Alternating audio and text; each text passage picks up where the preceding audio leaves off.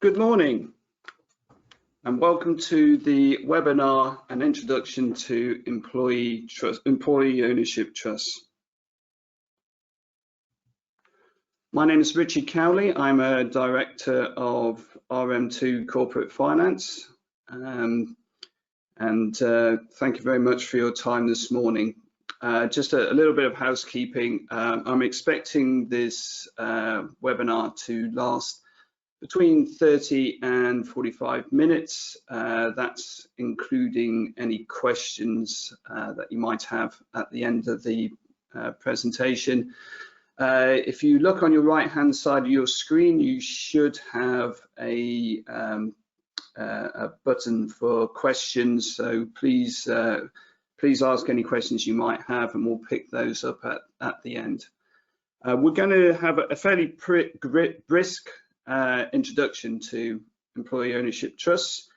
So you're going to have it's going to be at a fairly basic level, but hopefully you'll find it useful. If you are interested in a more detailed understanding of employee ownership trusts, please contact us at the email address below. And we can send you the book that we've produced on UK employee ownership trusts, which is it's still fairly readable. It's a fairly short read. It's about 80 pages long, but it goes into a lot more detail than we can do on this presentation. Also, very happy to send out a copy of this presentation if you have to drop out before the end. This presentation is also going to be recorded, and in the next couple of days it will pop up on the RM2 website and also in YouTube at RM2 Partnership account on YouTube. Okay, so let's move into the presentation. Okay, so just at a basic level, an employee ownership trust is a trust which is set up in order to buy company shares from an owner or the vendors. The employee ownership trust, or EOT, it's a specialist form of employee benefit trust, or EBT. Now, EBTs in recent years, in the last 10 years, have got a bit of a bad reputation because they were rather abused with tax avoidance schemes, and that's why you've got a picture of Rangers there, which was one of the more famous cases where they were paying both staff and players via EBTs with no tax being paid. This is not the same sort of trust, albeit that they are both EBTs. This particular type of trust, the rules and regulations around it are governed by legislation, in particular the Finance 2014. This is very important because obviously it is law that EOTs are allowed to exist. It means it's a very stable structure, and it's here, frankly, for the long term. The picture of John Lewis is there because although John Lewis has been around for 100 years, the model that was established by the EOT is based on the John Lewis model. There's a very big difference between the trust which owns John Lewis and the trust that you would be setting up if you sold your business to an employee ownership trust, in that the John Lewis trust is not allowed to sell John Lewis, whereas the trust, the employee ownership trust that you would sell your business to, can at some time in the future sell its shares to a third party if he thinks it's if the trustees believe it's in the interest of the employees. Just a little bit more background. So, EOTs have been around for 5 years, and the number of companies which have now transition to the EOT model is gone over 300. It had a fairly slow start, probably because most people didn't know, it wasn't publicized when the legislation came out, and therefore it's taken a wee bit of time for people to catch on with the models. But the bigger sort of players in terms of that have already transitioned over to the EOT model. So you got Wallace and Gromit there, which is the Aardman animation, which transitioned over last year. Richer Sounds went over during last year, and that was probably, they were interesting because that was the first time that the media took an interest in that companies were starting to be sold to their employees. Riverford's Direct Organics is a large, well, effectively a farmer selling organics by organic food by mail order. And then the group of people at the bottom, it's actually a picture of the staff of a architect's business called AHMM, but actually it's more to the point that this has been a particularly popular model for architects. So about, of the top 100 architect firms, I think that's between 15 and 20% of them are now transitioned over to the EOT model. I mean, there was around about a 50% growth in 2019 of the number of companies which are moving over to EOT. So it's becoming more popular, better known, and is now sort of seen, is starting to be seen as a genuine alternative way to sell your business or exit from your business. So just try and move on to the next slide. Apologies for this.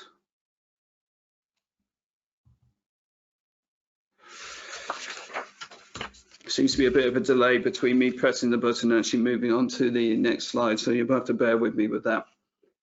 This slide is just sort of thought it would be useful to discuss the objectives that owners of businesses tell us when they go down the EOT route, you know, what they're trying to achieve. So the first one, but which is not in all cases the top priority, is to achieve a fair value. I mean, it has to be said, a competitive market between two buyers for shares in the company can probably generate a higher value if you're trying to sell your business.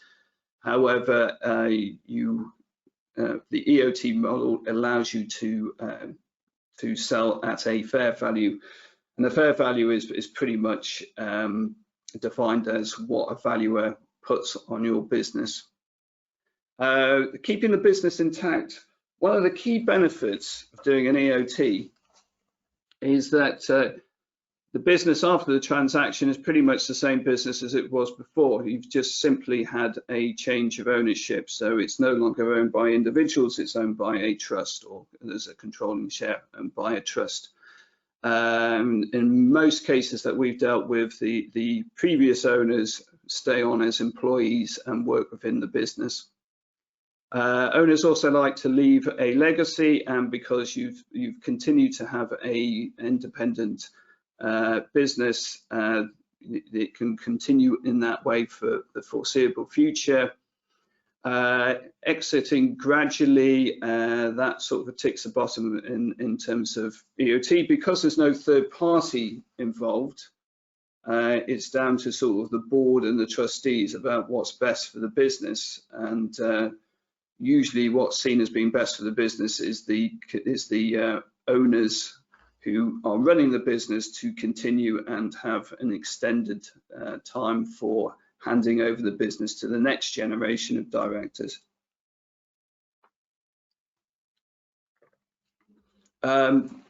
Earnouts in terms of a third-party transaction are extremely unpopular, because they can have a certain amount of bad feeling and conflict if they're sort of performance related, and some of those measures are not being met.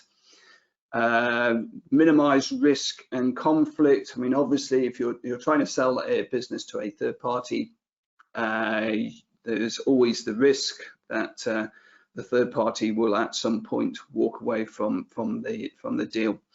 In terms of the EOT, once you've decided to actually to transition to an EOT and you engage your advisors, effectively it is going to happen. And the only way that you would be able to stop it is by changing your mind. So therefore, you've got a very small execution risk. And what's often very important to owners is basically looking after the employees, the loyal employees that have helped create a successful business in the first place, and reward the people who are going to run the business in the future. Again, if you do a third-party transaction, the reality is that there is going to be changes within the business. If you do a sort of a trade sale, which is the most obvious, was most often used route to exit, you're likely to get some kind of economies of scales where certain positions within the company which has been sold might come under risk if those departments already exist elsewhere in the group that has been created. So these are all the sort of alternatives which are the usual type of sales. And again, this is kind of you can almost, apart from management buyout, you could basically, the top three are all about having a change of control with different type of people, and therefore could result in the changes to the business, which puts employees' positions potentially at risk. I mean, the liquidation is there is because the reality of when owners are trying to exit, sometimes they can't find a third party to buy the business, and therefore they have no alternative just to sort of wind up the business. Management buyouts are probably the closest to the EOT model. The problem with that is that there is the managers who are buying into the business are likely to need to go into a certain amount of debt or get help from a private equity organization, which may take a significant size of the amount of the equity. And therefore, management buyouts are often very difficult to negotiate and can lead to businesses being sold at a discount. Plus, the managers that are agreeing to actually go into debt in order to buy the business may not be the actual managers that you want to run the business going forward.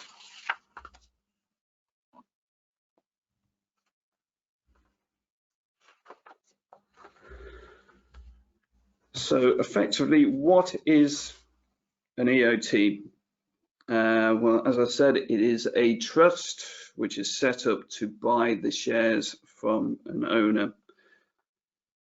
So in order to, because an EOT model is controlled by legislation, there are a number of rules and requirements that need to be met. So effectively, for an EOT transaction to take place, shareholders sell a controlling interest in their business to a trust. The trust is set up for the benefit of all employees, and we'll get into more of what the definition of all employees is in a later slide. Because the government, when they set up their legislation, thinks this is a good idea because it promotes wider shared ownership. They've incentivized owners to go down this route. And the main incentive for ownership is some very generous tax reliefs. The main one being that capital gains tax, you get 100% relief on capital gains tax when you sell a controlling interest. And there's a sort of side relief, which is something for the employees, in that tax-free bonuses can be paid to employees as soon as the transaction has taken place. So we're going to go into the requirements in order to actually hook into those tax-free benefits. You need to hit a number of requirements or be compliant with a number of things. And there's 5 main ones, and we're going to go into a little bit more detail in each of those. So first 2 is effectively the trust must operate for the benefit of all employees.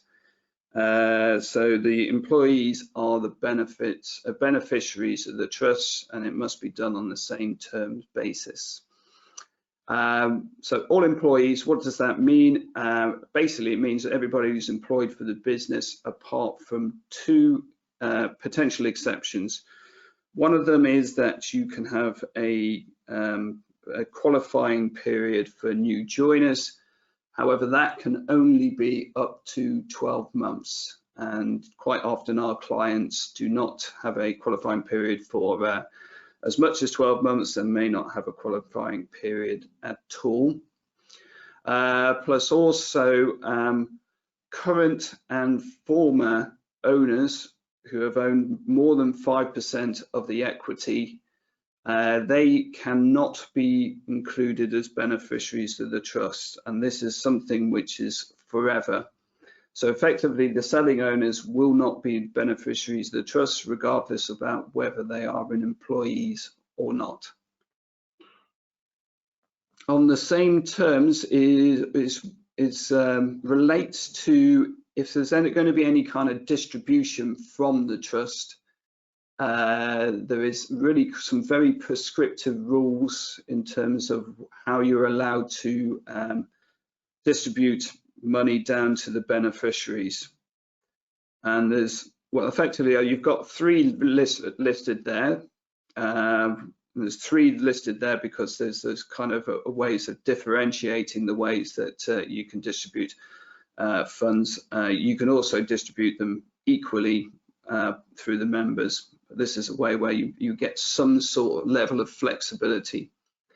So effectively, funds can be distributed on the basis of remuneration, basis of hours worked, or basis of length of service, which allows you therefore to give more benefit to the higher paid members of staff and also the most loyal members of staff who have worked in the business for longest.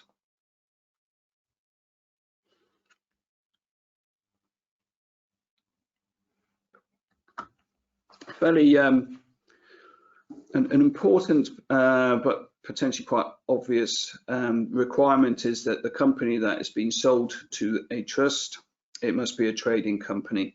And effectively what this means is that companies which have been set up as to be investment vehicles cannot be included, cannot have an EOT done to it. Very important criteria is that the trust must have a controlling interest in the company. So effectively, you could sell 100% of your shares to the trust, but you only need to sell 50% plus 1. But that's 50% plus 1 in terms of number of shares, 50% plus 1 in terms of voting rights, 50% plus 1 in terms of profits available for distribution, and the rights to over 50% of assets on winding up. Just going back to the rights to over 50% of profits to be distributed, trusts almost without exception will waive their rights to dividends. And the reason that a trust would do that is that it's a very tax inefficient way of distributing money down to the beneficiaries or to the employees.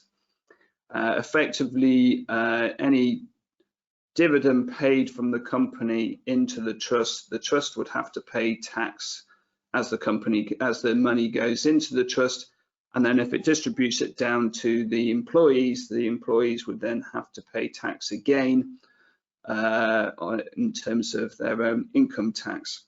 So effectively you get taxed twice. It's much more efficient if you've got funds to distribute to the employees to actually do that via bonuses, and in particular the tax-free bonus. It's worth noting that because some of our clients basically say they want to sell parcels of equity to a trust. So they may want to start with 40%, then sell another 20%, and then sell their final 40% over a period of time. The CGT relief is only available in the tax year when the EOT acquires control. So you get one bite of it. So effectively, as soon as you go over 50%, that's when you can use your CGT relief. Any later selling of any equity, as long as you're still owning over 5%, of course, most people would be entitled to entrepreneurs relief, but you just can't get that 100% relief. Our experience is that the majority of these transactions, 100% of the equity is sold, although there is a notable percentage of companies which do sell where the owners are holding on to a certain level of equity.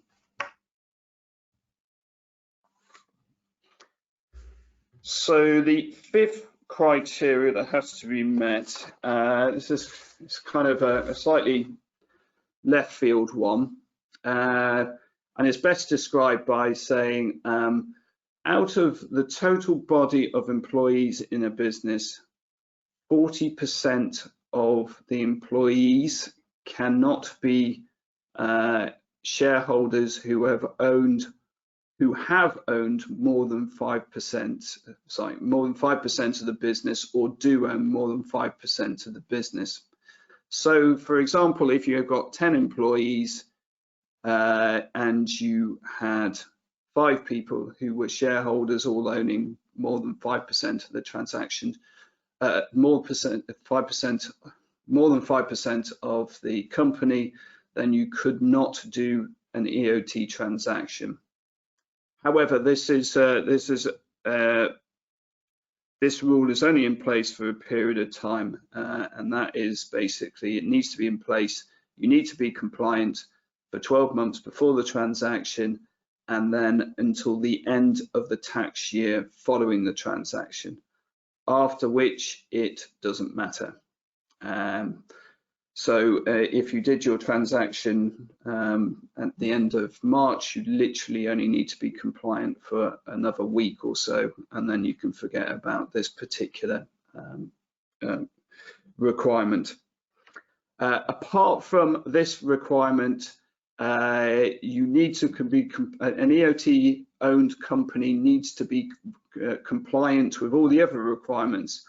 Otherwise, there will be tax consequences. Effectively, the CGT that has been relieved will then become payable in one form or another. If it happens very soon after the transaction, the liability goes back to the selling shareholders. If it happens in, say, 3 years' time, the liability goes to the trust. But certainly it's not a situation that you want to have by accident. If you sort of grant more shares to employees and you suddenly find that you've gone over the 50% and control has swung back to the employees, then you would have yourself a liability without a liquidation event, which is definitely not something that you want to get into. So this slide is just it's kind of just a summary of basically the different aspects of the tax relief that you get from the EOT and comparing it to entrepreneurs relief. So the first one on the table is sort of minimum requirement for shareholding per sale. So if you're basically taking advantage of entrepreneurs relief, you need to own more than 5%, and you need to own that for more than 2 years. There is no equivalent requirement for an EOT transaction, i.e. shareholders who are owning less than 5% will still get the full CGT relief. In terms of entrepreneurs relief, in order to take advantage of it, you must be an employee or an officer of the company, whereas in an EOT transaction, you don't need to be. You could be an independent shareholder who's just bought the shares via investment. You will still get your 100% CGT relief. However, the other aspects of the EOT, which we mentioned before, is it's only available in the year when the control passes to the trust. Tax relief, entrepreneur, I'm sure you all know about this, that it's 10% rate for CGT, but you get a lifetime limit of 10 million. Whereas with the EOT transaction, you get 100% relief, and there is no lifetime limit. In fact, if you do an EOT transaction, it doesn't affect your entrepreneur's relief limit if you're a serial entrepreneur. Conditions post-sale, which is the one which I kind of alluded to, you need to be compliant for the EOT rules on an ongoing basis. Otherwise, the tax that has been avoided by the owners will crystallize either for the owners, back to the owners, or for the trust in the future.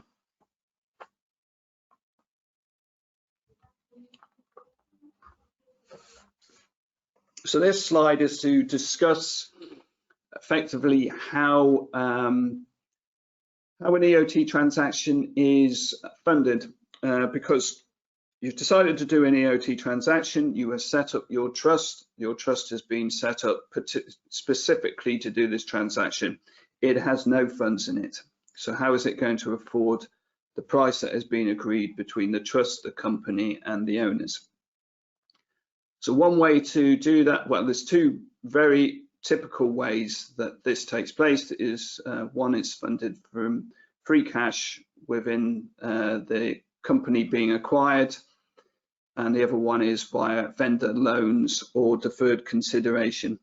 Just going back to the aspect of free cash funding, first funding the transaction, this is where the CGT relief can become extremely advantageous, because you can do an EOT transaction and you can actually add the cash to the value of the business, and therefore it's represented in the price of that's being paid for the business. And then when the transaction is taking place, the excess cash which is within the business can then be distributed to the selling shareholders. In other words, instead of paying yourself, the other obvious way for owners to actually distribute free cash from a business is to do a dividend. However, in dividend, you are going to pay whatever is your marginal rate of income tax, often 40%. This way, cash can be distributed out of a company at zero, at a zero tax rate, and therefore the advantage of doing that in terms of avoiding tax is very significant. So once you sort of distributed all cash out of the business, obviously leaving some cash for working capital. The other one is basically the deferred consideration. Effectively, the owners will set up a large IOU in the trust, and then the trust will pay that IOU over the course of a number of years from the profits and cash which is generated by the acquired business. Now, typically we would expect that to take place over a period of around about 5 years. If the business starts being more successful than anticipated, then it can take less time. But on the flip side, if the business has a bit of a downturn, it can take longer. I would suggest there is a finite period of time in which a trust, a business has to generate the cash in order to pay back the lenders. And therefore there is some risk in the transaction that actually if insufficient cash is generated by the company in order to pay off the debt in the trust, then effectively that debt is not going to be paid to the selling shareholders, and there is a automatic reduction in the value in the price that was paid by the trust. In a noticeable minority of transactions, the transaction is funded by a third-party loan, and this is effectively going out to a bank and getting a loan in order to pay for the debt. The number of banks which are prepared to fund EOT transaction is increasing. And in fact, I'd go as far as to say those banks that do actually fund these quite like these type of transactions, because they invariably are characterized by vendor debt sitting behind the bank debt, which the banks like. A small number of transactions that we are aware of is where private equity also comes into the transaction and helps to fund the transaction. Just because of the nature of the way that private equity works, in that they like to have a controlling share of the businesses that they're investing in. There's a very small number of private equity type organisations who are prepared to do these transactions, and consequently there's very few transactions where there's private equity funding. Right, we're going to go into sort of a real breakdown of the transactions for an EOT, just to sort of give you a clear sort of order of events which takes place when you do the EOT transaction. So the first thing which happens is a trust is set up by the company. So a trust deed is written, company board has a meeting and writes in the minutes that they're recognising that the trust has come into existence. So then the shareholders will agree a fair value with the company and the trustees. And this is predominantly done by a evaluation being done by a third party, usually on the basis of some kind of multiple of EBITDA or operating profit plus depreciation added back in. The rules are for doing EOT transactions that the trust cannot pay more than a fair value.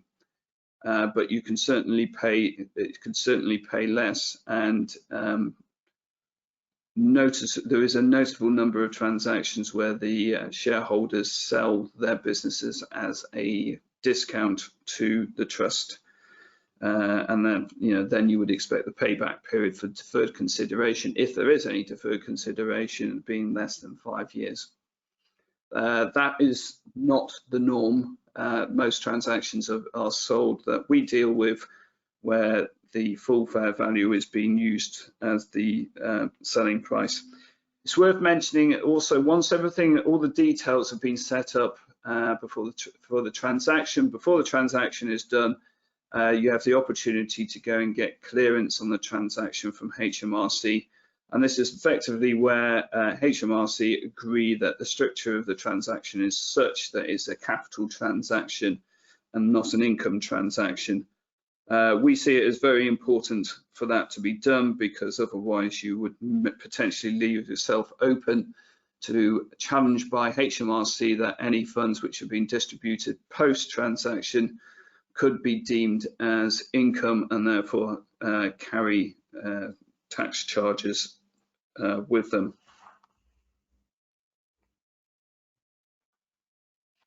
So the transaction takes place, and your shareholders sell their shares to the trust, and the trust becomes the controlling interest in the company.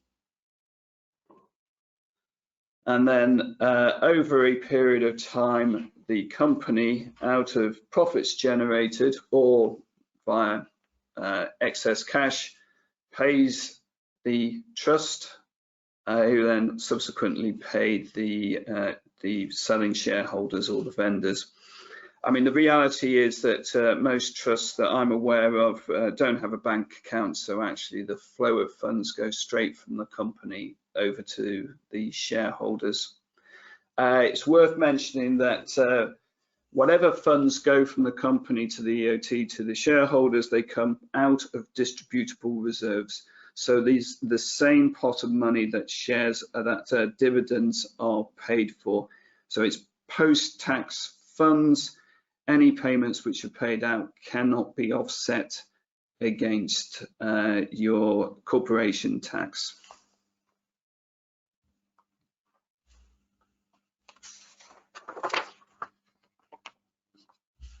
So in order to protect the selling shareholders to an extent, it is possible to set up a charge for the loan over the assets of the company.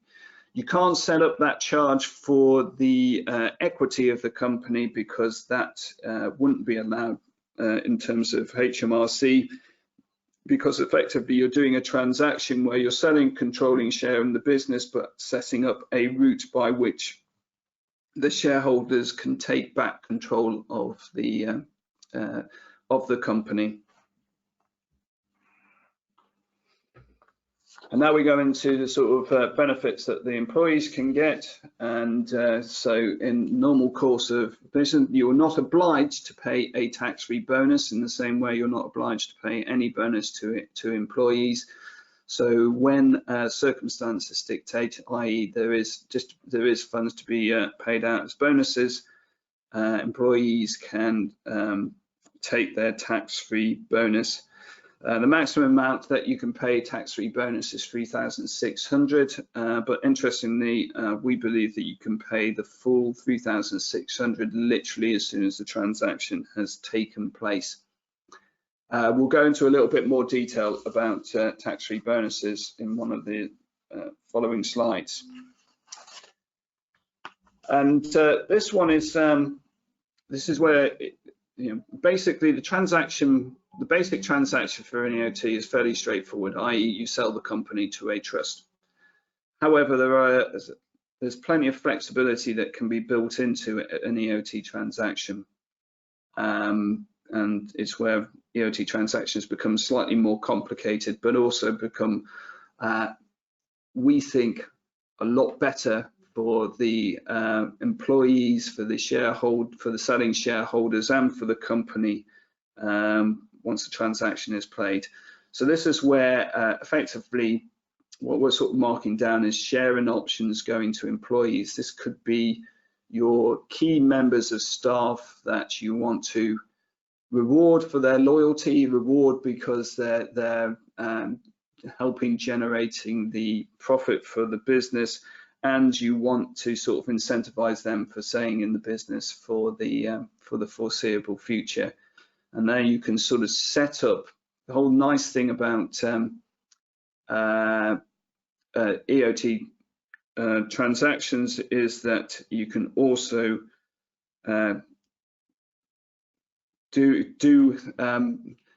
allow employees to subscribe for shares or set up tax efficient share option schemes like EMIs with the employees after the transaction, but we'll go into a wee bit more detail on that in another slide. So this is going back to tax-free bonuses. Clearly, you only pay a bonus if there are funds into paying it.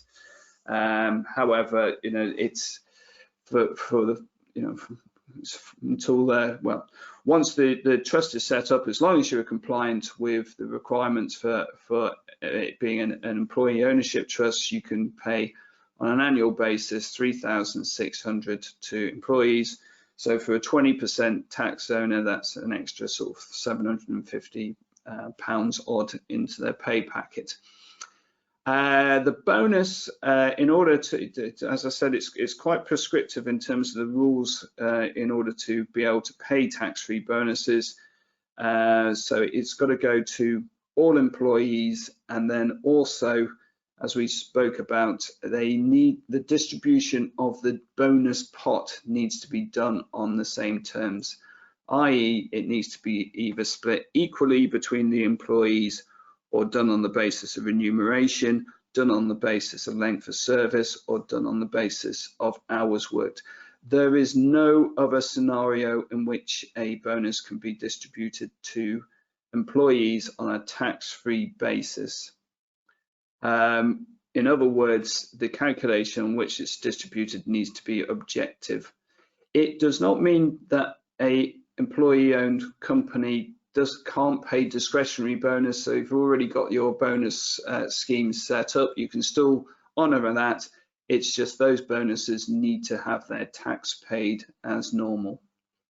It's worth mentioning that you get a tax.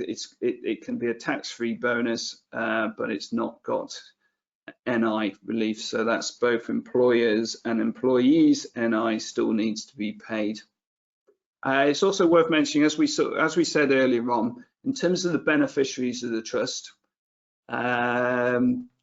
it would exclude owners who have got more than a 5% stake in the business, or had more than a 5% stake in the business. This is not the case for your tax-free bonus. In fact, if the owners stay on as employees in the business, it's not just that they're entitled to a tax-free bonus, they'd have to be paid it, because on the basis that if they're employees, all employees have to get something from their tax-free bonus, so it will go to everyone.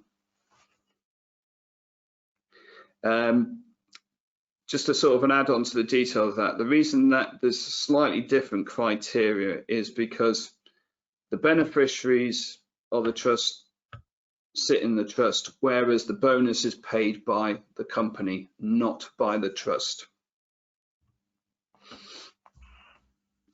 So in terms of the share incentives that you can set up for the employees, so effectively, if you sell 100% of your business to a trust, but the trust, in order to be compliant for the EOT rules, only needs to own over 50%.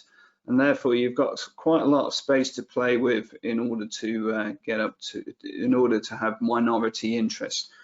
Now, what a lot of our clients do is they wish to reward the people who have helped them build the business to where they are, and therefore they're very keen that the key employees will take some kind of stake.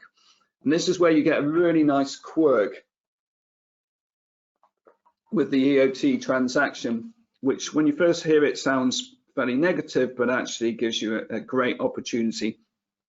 And this is the whole thing about the value of an EOT owned company straight after the transaction falls very significantly. So if you get a valuation before the transaction which says the company has earned £5 million, forget about cash and forget about any debt which might be sitting in the company. So you've got £5 million transaction, so it's then sold to a trust for £5 million. The trust now has deferred consideration or vendor loans sitting in the trust for £5 million. The company is obliged to pay that, even though it doesn't sit on their balance sheet. And therefore, if you've got the same valuers to value the company the day after the transaction, they say, well, this was a £5 million company. However, it's now got this debt which it's obliged to pay, even though it's not on its balance sheet, and therefore I've got to set that against the value of the company. This company on paper is worth virtually nothing. And this means that your employees can buy shares or receive options with very low exercise price, with no benefit in kind or very little benefit in kind tax implications, i.e. employees can take a stake in their business for around about a nominal value and a material stake of sort of usually less than 5%, because you want to keep them as beneficiaries of the trust. There's an awful lot of 4.9% shareholders of companies owned by EOTs.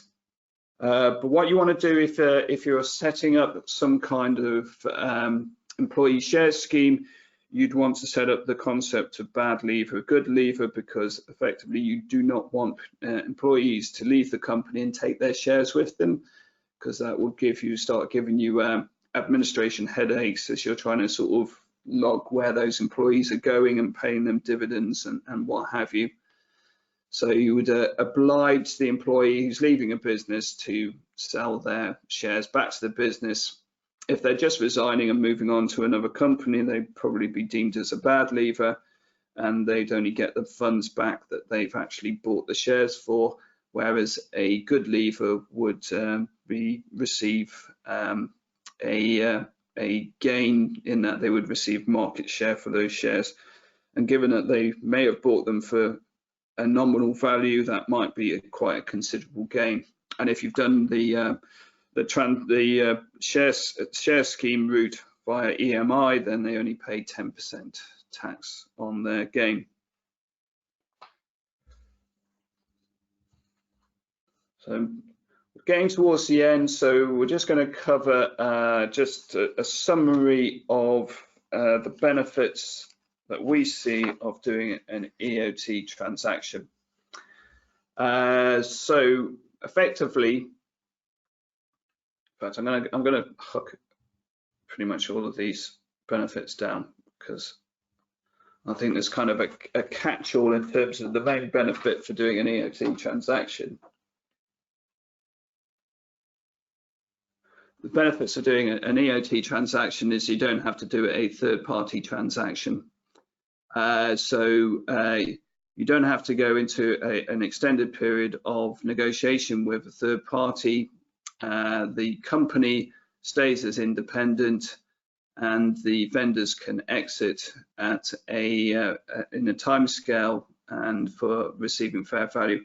So I've just noted that I'm kind of running over a wee bit. So as this is kind of going over ground that we should have already covered, I'm just going to move straight to the final slide, which was just a reminder again that if you would like to receive a book after this, or even a copy of the presentation, please get in touch, send me an email, and we'll send one out to you. I'm just going to very quickly see if there's any questions which have come in, and no, we don't seem to have any questions, unless somebody bangs them out very quickly. No. So yeah, very sorry that I've slightly gone over time than what I was meaning to. I hope you found this very useful. Please, if you have any further questions, I'd love to hear from you, or if you'd like to take a discussion about EOTs to the next level or to a little bit more detail, very happy to hear from you. So I hope this has been useful, and thank you for attending. And that's the end of the presentation. Thanks very much. Bye.